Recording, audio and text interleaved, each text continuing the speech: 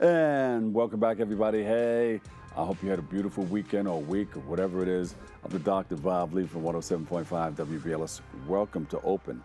Hey, coming up on today's show, we're here from a Bronx native educator, mentor, author, who will join us to speak about how she's inspiring others to find their God-given purpose through her book of poems. It's a wonderful book, too. And then we'll talk to a visionary who's a photographer, filmmaker, the owner of a production studio in the South Bronx. And aside from that, he has the arts and that whole thing going on. He also works with a nonprofit organization, a few of them, to help with the social determinants of health in Bronx communities. Plus, we'll sit down with the chief operating officer of an organization advocating for youth caregivers. And we'll hear about their upcoming events to support children with disabilities and so much more. And then finally, well, we'll hear from a visual artist who's mixing seriousness and satire in her work. She aims to bridge the gap between art and society. And we'll take a look at a collection of works from a sketchbook capturing scenes of New York City. So all you have to do is sit back, kick off your shoes, and relax your feet. We're in it. Here we go. We're open.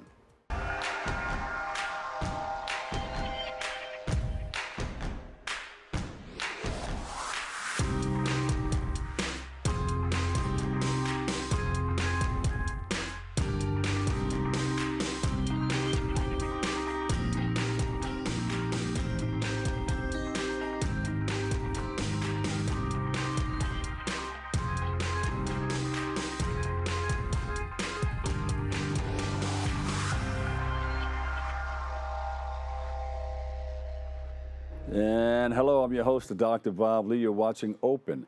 It's that live interactive program that brings the Bronx and New York City straight to your TV set. So all you have to do is stay connected to us through social media at Bronxnet TV. Now, leading things off, our first guest is a Bronx native, a proud mother of 6, and a lifelong educator with a passion for helping young people discover their God-given purpose. Got to know about that purpose-driven life. She joins us to speak about the inspiration behind her recently published book, Heartpenned Poems Written in Secret Places, or in the secret place. That's a special thing right there. Let's welcome to the show, Marina Mason. Welcome.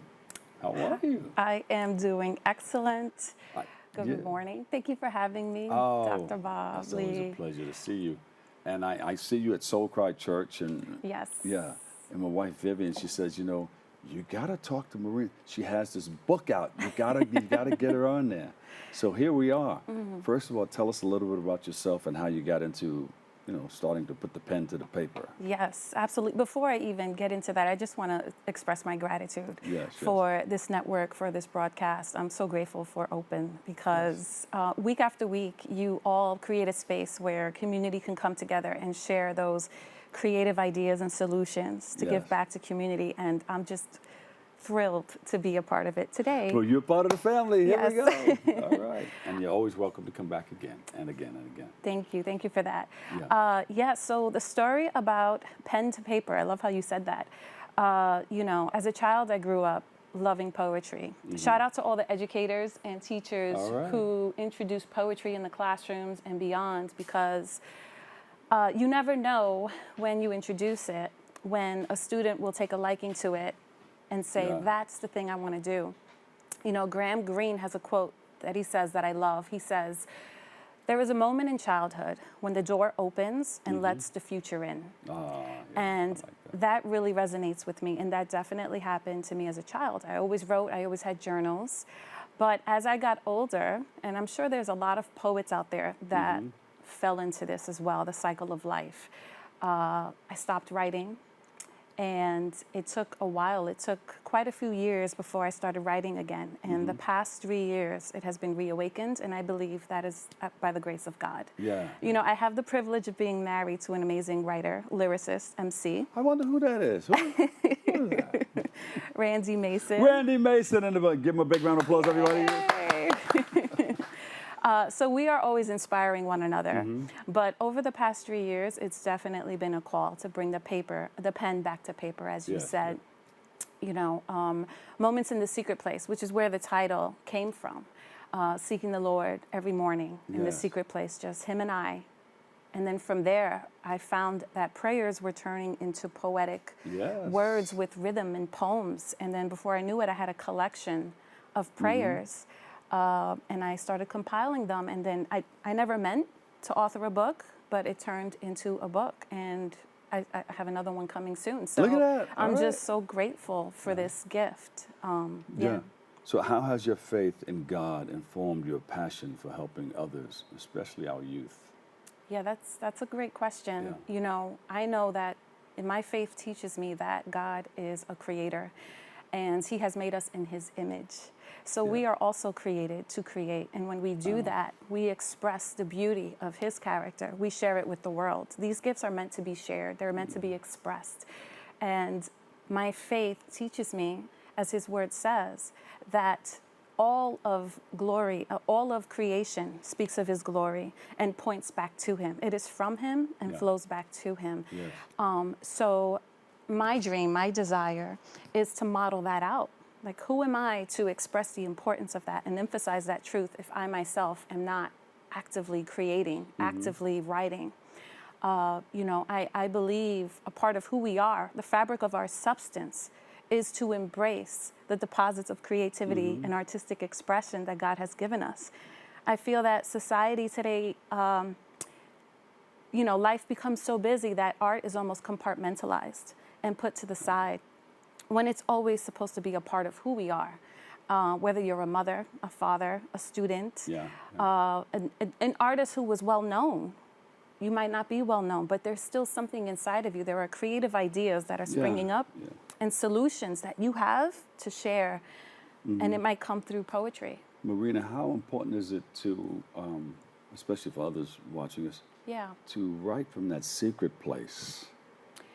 That to me is everything. It's the reservoir. It's the source. He is my source.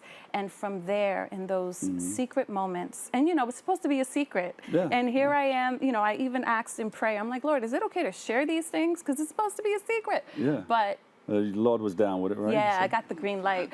And I was like, okay, because others need to also know that there is power. There is so much to be revealed. There is so much to discover in the secret place. And what I mean by secret place is just your own space and time with God in prayer, in his word, and allowing that to inform and dictate the rest of your day. And I can attest to the beautiful discoveries that are still unfolding in my day-to-day, moment to moment, and the connections between everything around me and the people I meet, and words just coming alive. What do you do to encourage, what do you say to people who want to get involved in writing? Because a lot of people think it's very difficult. And it is if you don't know how to do it and don't know where to start. It's that start and to find out how to do the whole thing. Right. You know, it's chipping away at it. You know? I'm so glad my story went the way it did, because I can personally connect with the difficulties of writing and feeling like I have nothing to say. But when your eyes are open, again, the secret place is what helps me. Yes. When I am walking with the Lord and I am abiding in his presence, your eyes are open. There's a major flow that comes through. Yes. It's like, And it's just like when those thoughts come and pop up, jot it down in your phone, write it in your journal. That I encourage everyone to have a journal and write it down. Those moments accumulate and they turn into something. And pictures and visions and moments can translate into pages and pages of truth that can guide you and guide someone else. And so encourage people to find that secret place. Yes. And that moment or minutes that you can spend. You need to put some time on it because it doesn't just happen. Yeah, and you do have to be intentional. Yes. For some people like me, it's the early morning. I do love the early morning, but not everyone's a morning person, and I know that. There might be a few minutes after work. It might be in your car. It might be while you're cooking. That's another space for me where I'm just talking to the Lord while cooking, and he speaks. You have the pen and paper nearby? Yep, or my phone. There you go. Have to write this down. This is amazing. Exactly. Yeah. Or off the edge of the bed. Oh, I got to put that down. Yes, that happens many times. yeah, that's good. So you said part 2 is coming up. Yes, part 2 is coming up. But before you get to that, give us a quick synopsis of everything well, not everything, of what the book is about. So in this book, Heartpenned, poems written in the secret place, you will see poetic prayers. You will see prayers, heart to hearts, conversations that I personally had with God. And I'll be honest, a lot of them were conversations where he was correcting me, guiding me, or inspiring me. And the words just took the shape with a certain rhythm and rhyme that have become like a creed, something for me to stand on. And when I hear these teachings and his word spring up in my daily walk, it's confirmation for me that what I was having with you in those private conversations is indeed what you wanted me to glean and learn and put to paper, not only for myself, but for the benefit of my husband, my children, and young adults and youth that I work with. So it's just been a blessing all around. And upon reading the book, the people will learn what? Some feedback I've received is people have shared, when I read your poetry, Marina, it feels like it has this language, like Puritan language. It sounds so poetic. And I know poetry is poetic. Prayers are poetic. But the language and the imagery is what people appreciate the most, because they feel like they're transported to the secret place as if they were there with me. And that is a beautiful thing that I didn't even know could happen. But that's what I'm hearing the most when my brothers and sisters and family and friends read the poems. And it's driving them to the Word of God, which is very important to me. Excellent, excellent. What stands out in your mind? What pops out if you wanted to do one in public, on stage or in front of people or on TV? Oh, which poem? It's hard to pick, but I do have a couple that What flows easiest for you right now? Maybe My Lord the DJ. All right. Or Smile. I could read maybe those poems, if that's okay. Okay. Okay, so let me find them. They are here. So, My Lord the DJ. I like that one right off the bat. Yes, I know. My husband is an MC. All right, yeah. And I've seen him out there at the Harlem State Office building. And we just love teaching and reaching the youth through the elements of hip hop. So this poem is speaking, because we know a DJ remixes the scene, remixes the sound, and brings community together and creates a whole new thing that people can walk away and enjoy. So when I say that my Lord is my DJ, this is what I mean. Remix the sound, restore what is broken, remind me I'm found, reassert what you've spoken, redefine my life, relieve me of fear, renew my mind, reassign my years, recalibrate my soul, rejuvenate the mission, reveal divine goals, and realign me with your vision. And that, to me, I pray, becomes a sound that elevates, that others can hear and bear witness to, that it is evident that my Lord Jesus remixed my life. Keeping it in the mix, in the mix. Who's the youngster there looking at us? The youngster is my son, John. John! Give John a big round of applause, everybody. John he straightened out his hat a little bit. Yeah. That's good, that's good. So so number 2 is coming. Is it going to follow number 1? Yes, it's going to be Heartpenned, a continued series, and it's going to be called The Second Pour. Because I do have coffee every morning when I write. I'm a coffee head. I love coffee. So I wanted to play that into it. It's in the secret place, praying and having coffee and writing away. Now, wait a minute. You reference themes like a mother's cry and a child's prayer. Do your own children inspire the lines you write? Yes, they do. I literally have a couple of poems in here that are called Mama Bear or Joy or A Mother's View. And these poems, I kid you not, were written while looking at my children sleeping. Oh, wow. And just watching them and thanking God for my children. And then once again, it's just the gratitude takes the page and it turns into words with rhythm, and I'm grateful. And you know what? Later on, you can say, hey, I wrote this while watching you sleep. And I'll always remember that. That's right. And they'll know it too. 30 seconds left.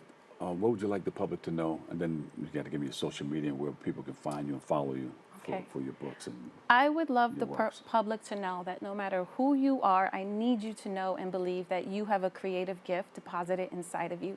And it is so important, not only for yourself, but for others in your community to bring those ideas and creative solutions to fruition and to make time for it and to make time for the secret place, moments in prayer, and just get excited to discover what God has for you. Yeah. Yeah. And how do we follow you? Social media, website? So my social media is Heartpenned _. And that's my page, and you'll see live postings of poems that are still being written every day, and other updates about the book. Well, thank you for all that you do, your great works, and thank you for sharing that. Thank you for Yes. mentioning your husband and your wonderful family of Yes. 6. Thank Well, let me you. see, 6, 7, 8. There's 8 of you guys. Yes, 8 of us. And we'll see you over at Soul Cry. Yes, thank Soul you so Cry much. Church. Thank you. There she is. Give her a big round of applause, everybody. Educator and author, Marina Mason. Thank you for joining us, and come back and share more. Yes, thank right. you for having me. I didn't know if you was going to do the poetry right here on location, but maybe we have you do a couple more next. Really? Not right now, but Okay. next time you come. Okay. All right, we got to take a hard wrap. We'll take a quick break right here. I've got more open coming your way next. What's up, creative family? Discover your voice with Bronxnet community media classes. Are you ready to bring your ideas to life? At Bronxnet, we offer television production classes for community members ages 18 and over, empowering you to share your vision with the world. Get certified in field production, in-studio production, and our new exciting addition, podcast production. Once certified, you can create your own show to air on one of our 6 TV channels. It all starts with our free Unleash Your Ideas Masterclass, designed to help you plan your show idea and set you up for success on your production journey. This class is offered at the beginning of each month for your convenience. Our dedicated Bronxnet team is here to support, encourage, and uplift you every step of the way. Join us and become a part of the creative force that engages and inspires the Bronx community and beyond. Sign up today and start your media journey with Bronxnet. Visit bronxnet.org/education to learn more and register. Let's create something amazing together.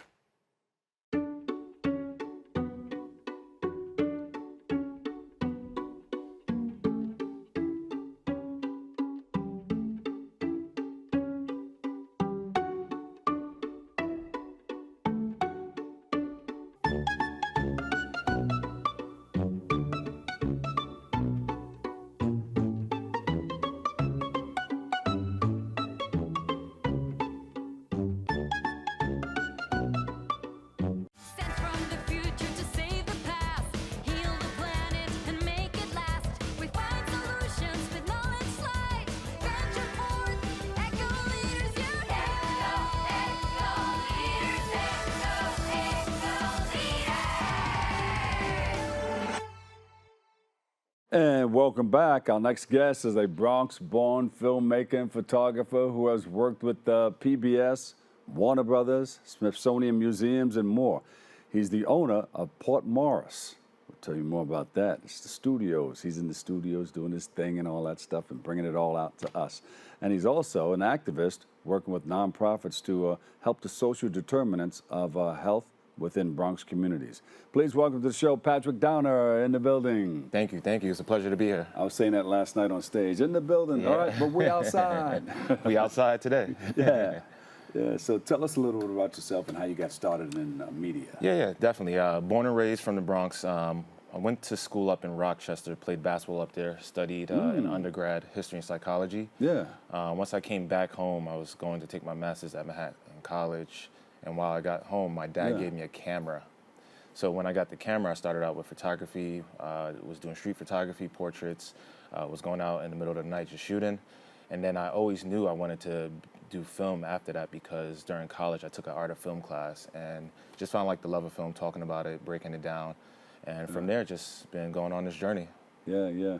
I had an experience like that. I was doing a film class. I think this was high school, though.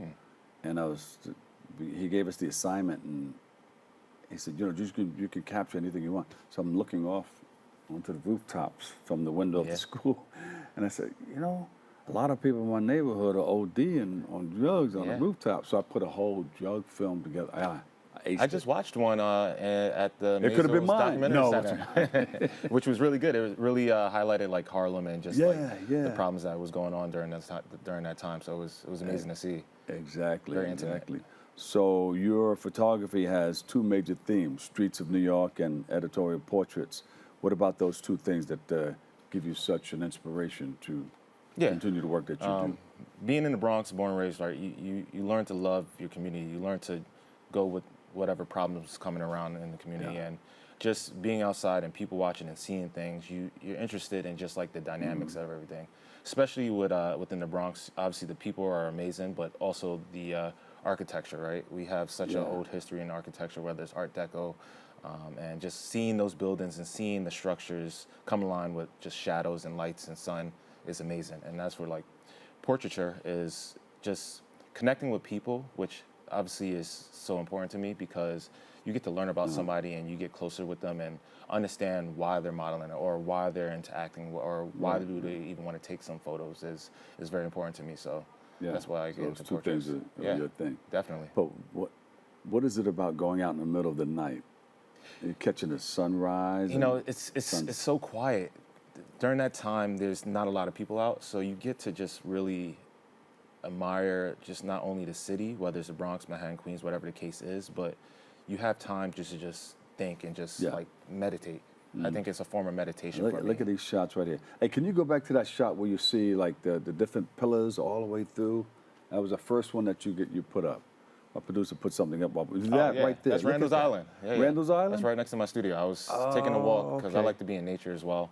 Is that the Hell's Gate Bridge? Yeah. Okay. And I never knew that access was there because people don't talk about that I've never access seen that, within the Bronx, right? Wow. So that's what walking around does. You get to see different places and get to see little pockets of wherever you're at in life. Yeah. They said if we take this bicycle tour, tour of the Bronx, you ever get on that? Yeah. I was thinking about doing that this year. Yeah, you see some things that this was here in the 18 what? Or in the 17 what? So much history here. Yeah. I see a lot of that stuff. So I see you got the eye for that kind of stuff. I try my best in life. Yeah. So what's next for you? What are you looking to do next? Yeah, working on a few films. Right now, I'm working on a documentary about Jamaican heritage and culture, and just the migrations of Jamaicans from the 60s and 70s up until now, right? Because they brought so much. My dad is Jamaican, so I'm half Jamaican. So they brought so much like socioeconomic values to New York City as well as culture, whether it's hip hop, whether it's food, whatever the case is. So working on that right now, and then just working on some other stuff, which I'm writing, short films and narrative films. You like ackee and saltfish? I do love that, especially when my grandmother makes it. You feel me? A little breadfruit or fried there you go. There you go. See, not everybody knows how to pick the ackee though. Yeah, they don't. But that's why my grandmother always says she's gonna have it flown in from Jamaica yourself. because it's fresher from Jamaica as well. Yeah. If you pick it too early, it's poison. Yeah, it's so a poisonous fruit. People get sick. Yeah.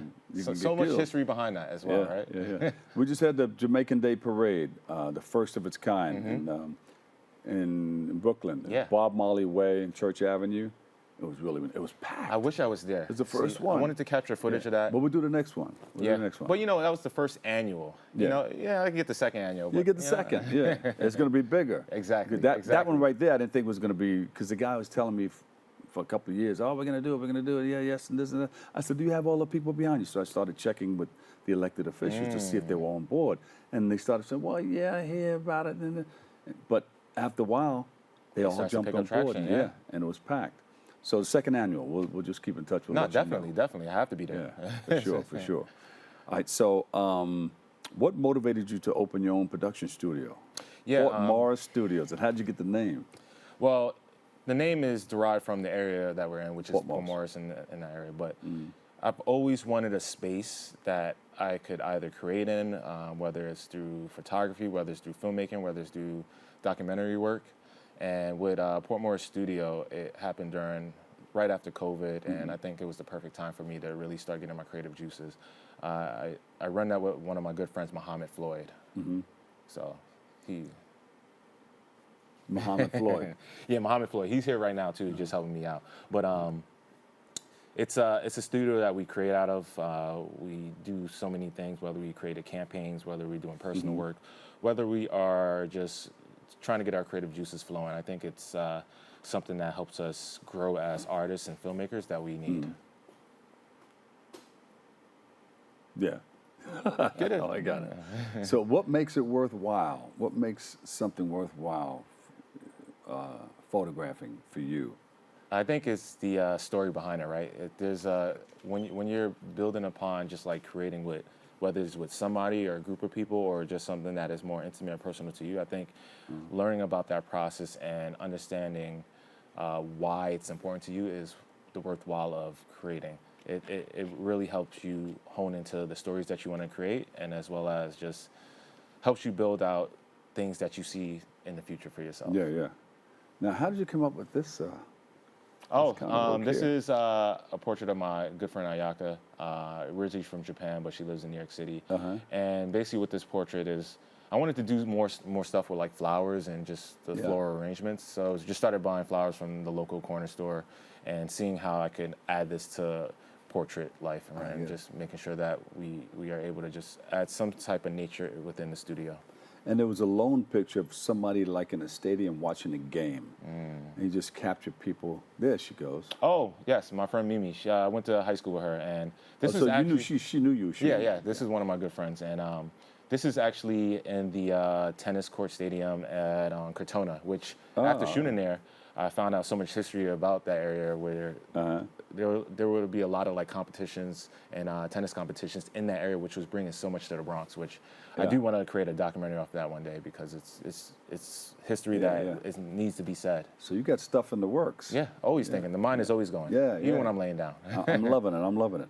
What's the biggest challenges of balancing the business side with the creative side? I think it's your mind is constantly going back to that, right? It's you have to run the business and understand like the admin work and emailing people and reaching out to people, networking events, and sometimes it could get tiring, whether it's mentally, socially, right? It's a lot of energy to put yourself out there, but it's also needed because that leads to more work and more things in life. And then just being creative is such a workout in itself, especially for me. I work in the nonprofit world as well, so making sure that I'm able to be staying around community and doing that and working in those efforts while making sure that I'm keeping my creative juices flowing. It takes a lot of time. It takes a lot of mental energy, and even though that it's a lot of work, I'm grateful that I'm able to do it. Yeah, yeah. Because a lot of people, they're very creative, but they don't have that business savvy to lock it all in. I got to be grateful for school as well, right? Going to undergrad and getting my master's. Yeah.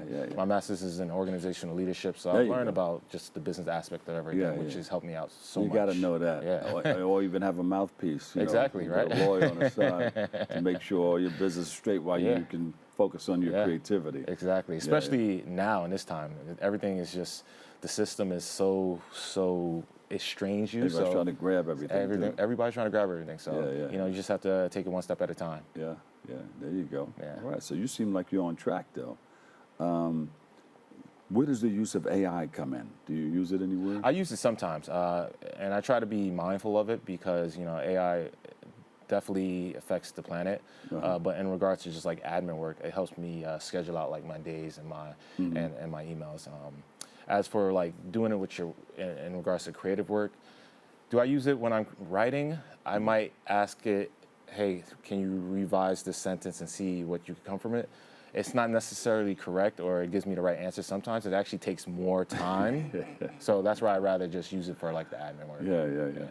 But you can, you can use it and just make it your own. Of course. Make sure if you are going to use it, make sure you revise and look over what it's being said in the output because it's not necessarily always correct, and it also has this robotic voice. So use it as like a guideline. Yeah, and now a lot of people can tell. So, of course. I get an email, I'm like, Yeah. But if it's more, you put more personal stuff in there, then they'll know, all right, exactly. Put that together. Yeah, it's always a process. Yeah. Hey, I tried to use it every now and then. Let me see how this sounds. Yeah. It does sound robotic. It does. Let me see if I could do a mic break using AI. I want to thank everybody for coming out to the Halloween. Blah, blah, blah. Yeah, I had too many details. It overspeaks. Yeah, what it should yeah, have, right? It misses that human touch. But that's one thing that it will never be able to take away. Of course. You going out in public and looking somebody in the eye and Exactly. that feeling between one another. This experience right here. Yeah, They can't take that away. They can't take that away. Yeah. Yeah. So, and if you become a politician going out there kissing babies, looking, and Yeah, that right? feeling, that love feeling, I don't Yeah, think yeah. it will ever be able to accomplish that. I agree. I agree. If it does, then we're up Doodle's Hey, Creek. it's over. We're in trouble. All right, where can we find all are you on social media and everything? Yeah. Instagram, TikTok, YouTube. It's The Visionary P, THE, Visionary P. Usually people think it's DA because I'm from the Bronx. They think I'm spelling the as duh. And then on my website, which is visualprowess.me. You can find all my work there. You can connect with me. Reach out to me if anybody has any questions in regard to filmmaking, photography, just community life. I'm always willing to answer. Yeah. So just you can reach me through those channels. And one last thing, if you don't mind, my production team is up there. Hey, we gotta go. But what would you tell others who want to get involved in the business of filmmaking? Yeah, just go out there and shoot. It's all about repetition. Make sure that you are going out there and capturing whatever comes to your eye, right? Like if you're looking outside the window, make a story about that. If you're walking around, create that story as well. And you can start with your iPhone, right? Or what Literally, you have. your iPhone. Yeah. Smartphones has been growing in this world in regards to tech world, so you can catch anything on that as well. There is filmmaker, photographer, owner of Port Morris Studios, Patrick Downer. Thank you It's a so pleasure. much. Man. Thank you for come back again. All right. Appreciate you. And bring some more pieces. I like those things. I mean, Thank you, man. You can do when you do your new film. That nobody's using that. What I just saw under the Hell's Gate Bridge. Yeah, I definitely will use that. Yeah, those arches all the way it's all through. about the composition. Oh man. Yeah. Great. Nice Appreciate talking you. to you. Thank you so All right, much. You got it. All right, we'll take a quick break. Hey, I've got more coming up next on Open. 19.7% of Bronxites currently experience food insecurity. Meanwhile, instead of these nice, colorful foods, this is the best food that they have access to. If this sounds like you, there are a bunch of resources to get healthy food for free or cheap. If you want to help, you might consider donating or volunteering in one of these places. Community fridges like this one are all over the city and allow New Yorkers to conveniently donate extra food to people who might need it. Go to this link and find your nearest one. Food banks and pop-up events like these provide millions of healthy meals to families in need. These organizations are distributing meals to Bronxites as we speak and are always accepting donations and volunteers.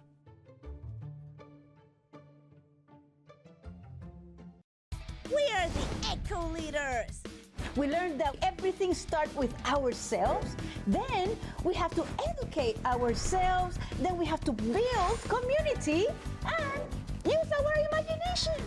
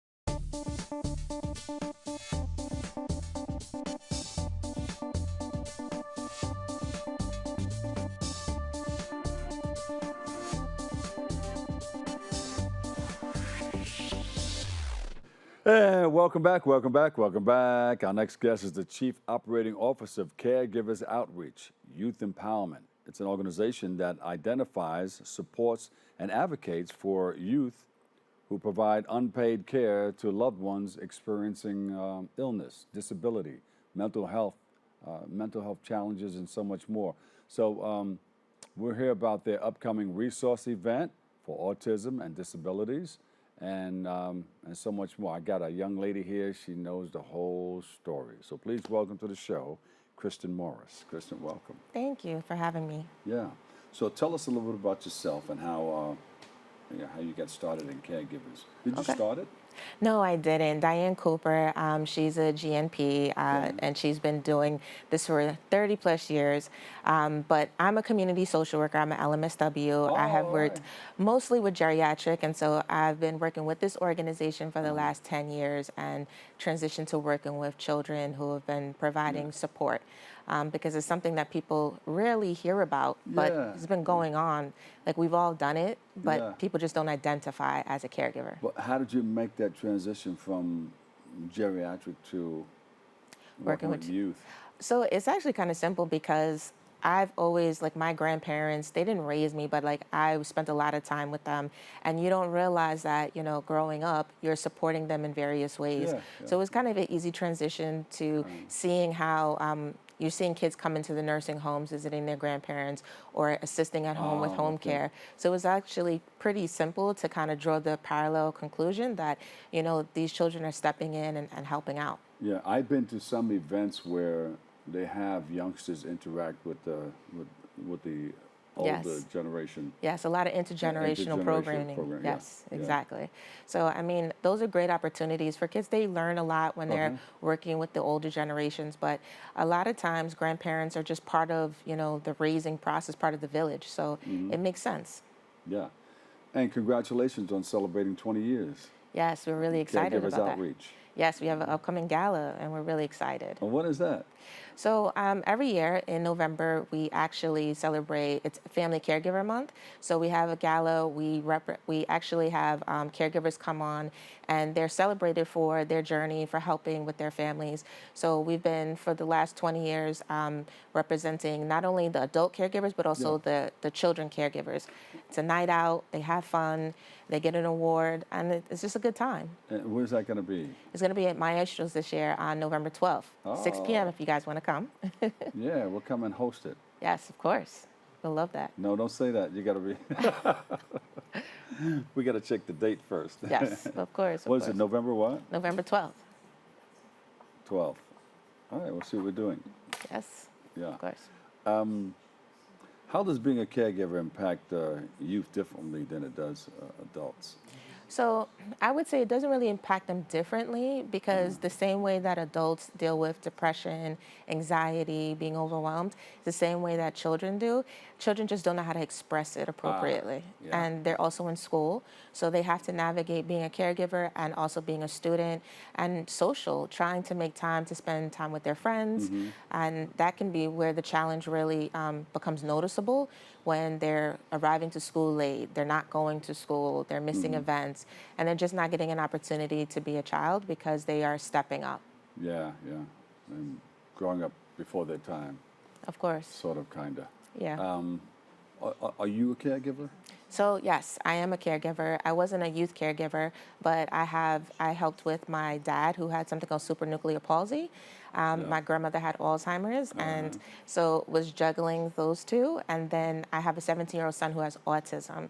And so when I think about youth caregivers, I think about my younger son who is 7, who helps out a lot of times, you know, socially with his brother, recognizing when his brother is dealing with anxiety or getting overwhelmed, or like, you know, even just helping him when he is overwhelmed to calm down, to breathe, because he's in the environment, he's around the therapist, he's around me, and he's seeing these things, and he's naturally picking up becoming a caregiver. Yeah, yeah. Wow, yeah. And not everybody can notice that or knows the spectrum or anything like that. So you're there, you're up front. Yes. You know, and you know the whole story behind what the needs are. Exactly. And that's why we have like our resources, because as an organization, one of the main things that we do is providing resources to family. All of our resources are free. We help them navigate the healthcare system. And so when we have these events, it's to bring these resources that people just really don't know about. We're in New York City. There's so much here. But again, if you don't know about it, then it's no use to you. And I know what it's like navigating, you know, taking care of a child who has special needs. And as a social worker, I remember being overwhelmed by applications and things like this. And What's all this paperwork? Exactly. I remember one time trying to fill out an OPWDD application. It took me a year, and I went to Whoa. school for this. I went to school for six Yeah, yeah. years to become a social worker, fill out paperwork all the time, and was overwhelmed.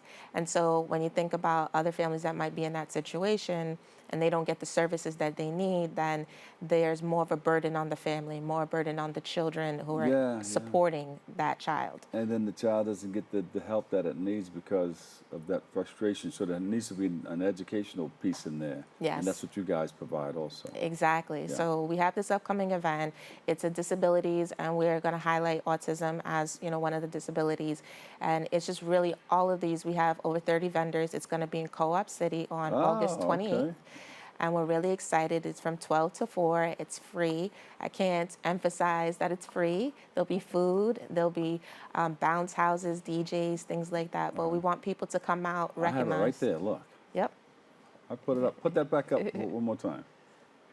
Yes. That right yes. there. That's it. That's Yeah. it. So we're so excited because again, it's just about helping people in the community Mm-hmm. connect to their services. What does COI engage with? What does it have to do with the caregivers? So COI COI stands is- for Caregivers Outreach Youth Empowerment, and Okay. so that is just one division. So our overall company is Caregivers Outreach, and COI is the youth division. Got it. And Got it. so when we talk about COI, it means that we provide respite activities for children. We take them, like we just went to Dorney Park 2 weeks ago. Oh, Before okay. that, we went to another water park. We've taken them to museum, Yankee games, things along those lines to, again, take them out of their home environment, get a chance to breathe and just be a child.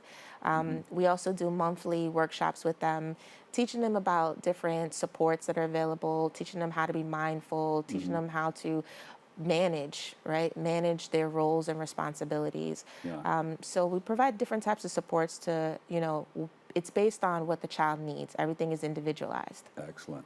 And what are some of the biggest misconceptions people have about youth caregivers? Well, that they don't exist. Honestly, when I start to speak about this topic, people are It's saying true, because when you think about caregivers, you think about people taking care of the Yeah. adults, elderly. they do. And a lot of times it's family obligation, right? We look at it and we say, well, that's what you're supposed to do for your family. And that Yeah. I'm not taking away from that at all. I come from a Caribbean background. I've, of course, supported, but we have to balance that out, right? We have to recognize that if we put them in the right situation, then they can still be successful. Yeah. Because if not, then there's a lot of negative consequences, like not graduating from high school, not being able, kind of like failure to thrive. Yeah. And how do people find out that their child needs help and that they can become a caregiver? So right now, what we've been doing is we have been educating everyone, coming on shows like this, going to the schools, teaching the educators, teaching. So there's an outreach at the schools. Yes. Yeah, yeah. So we're outreaching Wow. all of the schools, providing free training for them. We're also doing free training for medical providers because I want the doctors, when they see a child sitting in a waiting room that should be in school, ask the question, Yeah. are they there providing translation? Are they there supporting someone? We had a child who missed 92 days of school once, and it was because they were supporting their mother and they were supporting their younger brother.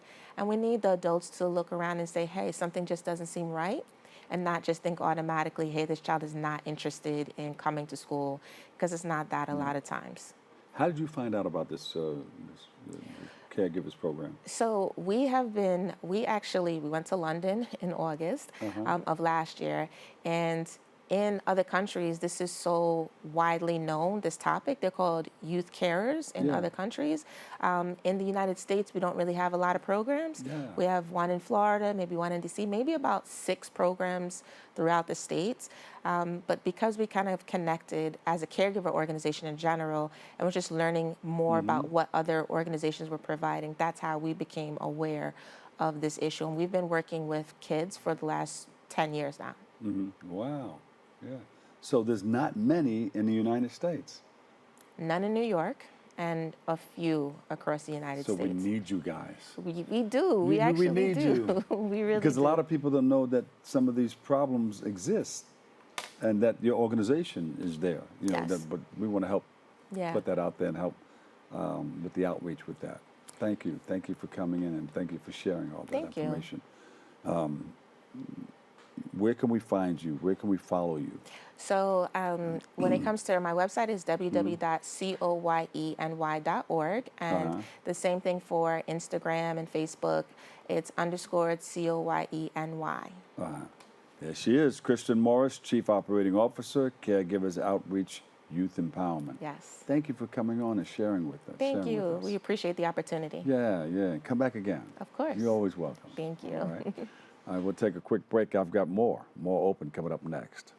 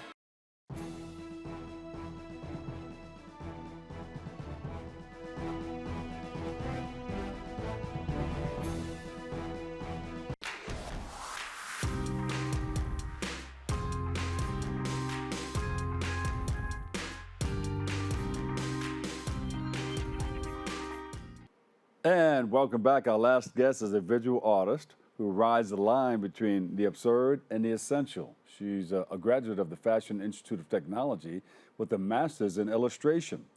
She's here to give us an exclusive look into her sketchbook artwork. So please welcome to the show, Sarah Neal. Sarah Neal is in the building. She's in the house. Yay, yay, yay, yay, yay. Sarah, how are you? I'm really great. Thank you for having me. I'm excited to be here. Yeah, so Fashion Institute of Technology, huh? That's right, yeah. I used to DJ around there all the time. Oh, really? Yeah. Do you still? I still DJ. Oh, Yeah. let me know where. Everywhere. I love to dance. Yeah. Oh, okay, great. Yeah. And on radio. Okay. And on TV. And we're on right now. Hey, Mom, how are you? Welcome to the show, Sarah. Tell us a little bit about yourself. Sure, yeah. So I am a visual artist. I started in sculpture and then realized that I truly am just a painter at heart. I grew up on the West Coast. So I'm from Arizona. My family's still in Arizona. All right. And then I went to California for school. I studied at Santa Clara. I started in, I thought I was going to be a doctor. Yes. I'm not a doctor. I'm a doctor, but... You are, Dr. Bobley. Yeah, yes. I'm just artist Sarah Neal. No, you can still be a doctor. I could still be a doctor, it's true. Yeah. Maybe I will. Yeah, but so I actually graduated with neuropsychology and studio art, which those things to a lot of people don't usually make sense right away, but in my you know brain, how to put it in the mix. Yeah, it really, I think when you look through my portfolio, it does make a lot of sense. Just because I am so obsessed with art and I'm so obsessed with people and kind of finding I've got some the of it balance. right here. Oh, you do? Yeah. Oh, yeah. Oh, yeah. That one's about doctors. There you go. There you go. Yeah. The eye doctor. The what? The eye doctor. The eye doctor. 'Cause no, I had to read that. H. And can you read this line here? H, C, B. Oh, yeah, that one? You might need to see the eye doctor. Yeah, I know. I did. And I have my new glasses, too. Oh, yeah? Yeah. So where do we go from here? What do we have here? Yeah. This is your sketchbook. This is my sketchbook. This is one thing that I actually picked up while at the Fashion Institute. I got my master's in illustration, and we took a class. It's called reportage, which is basically live reporting of visual art. Can I hold that up like that? Of course, yeah. Yeah, on a slant. Yeah. There you go. So this one is a 10 by 10, so it's pretty big. It's like a pretty big space to work in, which most of my work is large and very colorful. But yeah, I guess we'll just flip through here and I'll show you some stuff. Oh, I got a page right there. Oh, there you go. That one's actually really big. That is on a rooftop in Chelsea. Ooh. Yeah. Yeah. But here, I'll hold this up for you. This is the first one that I've There you go. ever did. It's in, can you guess where this is, Yeah, actually? I see it. Yeah. Yeah, the Guggenheim. Mm-hmm. My sketchbook practice is my favorite practice because it really allows me to be present, kind of figure out what my community is doing, capture the movement in the space, and then make it look however I want it to look. So I thought to myself, what if the Guggenheim wasn't so like pristine and white and shiny, and instead it looked like I had graffitied the entire thing. So that's what we got here. There you go. Yeah. Excellent. Excellent. I like it. Yeah. I can just flip through and just show you some more. Yeah. I sketched at Gleason's boxing gym in Brooklyn. Wow. It's down in Dumbo. Okay. Yeah, met some really cool people there. Yeah. Yeah. Some boxers. Some boxers. Really hard to draw people trainers. while they're exercising, I have found. Yeah. Yeah, They're they're moving around a lot, yes. This one up at the Cathedral of St. John on 110th in Harlem. Wow. Yeah. This practice is just, it's really integral to my studio practice as well, because it allows me kind of to experiment with things so that when I get back in the studio, I don't take myself so seriously. Yeah. You know, I'm like, oh, use new materials. It's a sketchbook. Like, what's the worst that could happen? Some stained glass windows. Oh, yeah. Yeah. Excellent. Excellent. What inspired you to do this type of work? Honestly, I was really afraid to draw live anywhere. The first few times that I was doing it, I would notice people looking over my shoulder and watching me do it, and made it feel more they like. said, what is she doing? Yes, it made it feel more like a performance, and I kind of got nervous. But then I realized that that's kind of how I engage with the community while I'm doing my drawings. So people would be like, oh, do you do this all the time? Like, can I have a print of that? Like, stuff like that, where then they're more so inclined to do it themselves. Oh, like this one, for example. I went to Chelsea Market, and I just put these little sticky notes in here, and I drew like 100 people. Oh, wow. Yeah. And sometimes they'll see me drawing them, and they love it. Yeah. When they find out that you're drawing them, what do they say? What's the reaction? They're usually pretty excited about it. Yeah. And then if I'm not drawing them, they're like, why didn't you draw me? You know? I'm like, well, you're next, don't worry. Do they ask where you're going to use it? Hey, where are you going to put my picture? In the post office or what? Yeah. They're like, oh, will I be in the galleries? And I'm like, honestly, you might be. Yeah. It's very possible. Excellent. Yeah. So is there part 2 coming? For Yeah, this? you want to see some more? Yeah. For sure. Okay, how about I get you to guess where I am for a few of these? This is a good one. Do you know where that is? Oh, wait a minute. You're at a beach. Where is that? Where's that located? Rockaway. Rockaway Beach. Yeah. All right. Yeah, it was down there for a while. And then I went over to Coney Island. Look at that. That's the Wonder Wheel. Yes. Yes, That's been up infamous. a long time. Oh, yeah. Long time. You mentioned your work features the complexities of humanity through a sharp mix of seriousness and satire. It's true. We read that up there a little while ago. Yeah. Tell us about that. Sure. If you check out more of my work on my website, I actually recently made a series of headlines where I feel like every time I've opened my phone to the news or to social media or any form of like media or press lately, it has just been kind of a bummer, you know? I feel like it's bogging everybody down. Yeah. So I kind of flipped the script there, and I took all of these very serious topics and I tried to make them a little bit more like human and community-based and kind of like absorbable. So can you show us which ones are serious and which ones are satire? I mean, in Is it my in your book? sketchbook, most of these I would say are more like, this one's from the Japanese Day Parade. So it's like I can turn something that is really, really, I mean, this was pretty colorful. I won't say it wasn't very colorful. It was pretty colorful. The sketchbook is mostly just fun. And then my painting work is where it becomes a little bit more serious. That's the versus serious, the satire. painting work. Yes. Okay, Yeah. Okay. Or my illustration work. So, No. yeah. Beautiful. Yeah. So is there another book, the paintings? The paintings are all online. They're online. I couldn't bring them Do here. we have They're some of them? really big. We may have some that we will show. It's possible, yeah. Let's put some up. It's There you possible. go. Oh, that one is from, I was at an art residency in New Mexico. So I'm from the West Coast originally. So a lot of my, like the colors in my work and the themes, like you'll see in my paintings as well, there's a lot of like horses and sunset, sunrise colors, all these things. This specific series that we're showing right now, I actually did in a collaboration with one of my best friends, Zach Lidoff, who I went to school with. He's super awesome. He's an illustrator as well. But we had never done a collaborative project in terms of like visual art and painting. It seems like it can be kind of could go one way or could go the other, and we had a great time with it. We would just pass the paper across to each other. Look at that. And then these ones are actually, this is my most recent series of paintings, which are all based on, that's my living room. In case you guys think, you know, I don't have a studio, just paint in your living room. Yeah. These ones are based on people that I know, or like, you know, combines my neuro background and my artistic background, and they are sort of like a psychological explanation of like how I perceive the world and like how to emotionally translate something in terms of abstract art versus realist art.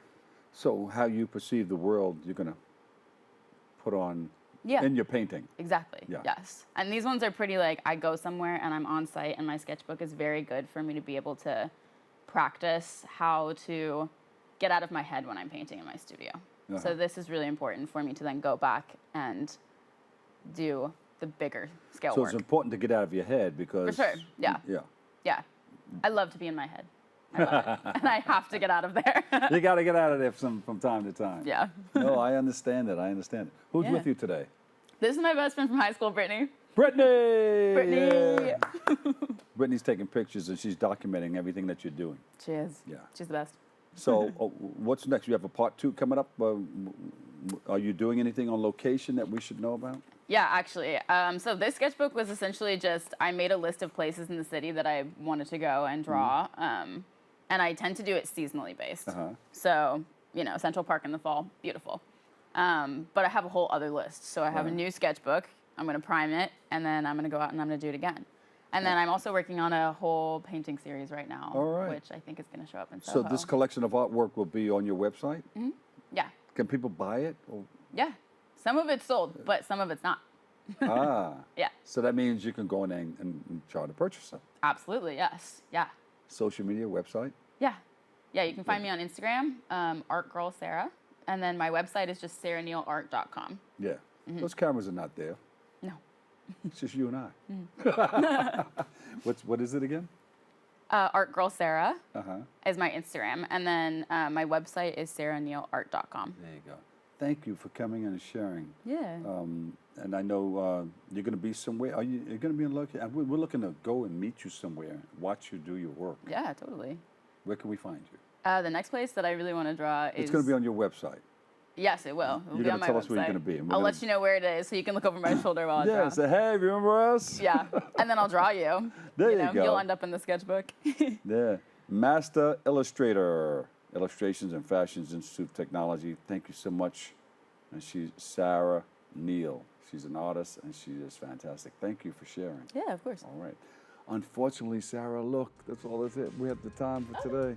That's all the time we have for today. I want to thank you, our guests, for joining us, you, our viewers, for tuning in and checking it all out.